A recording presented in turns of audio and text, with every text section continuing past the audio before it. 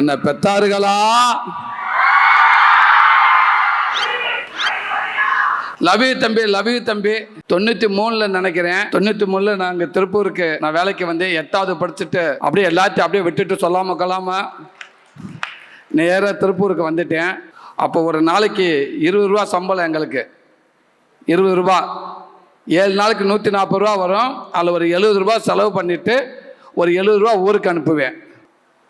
அந்த முதலாளிகள் பேர் வந்து கோவிந்த் அண்ணன் ஒருத்தர் இருந்தாங்க, செல்வண்ணன், பாலு அண்ணன்.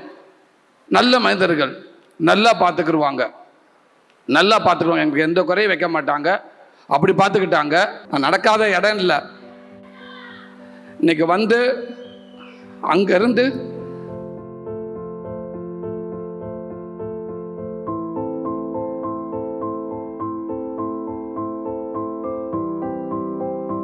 எனக்கு அப்படியே பார்க்குறேன், இந்த இடம் தானே நடந்திருக்கும்.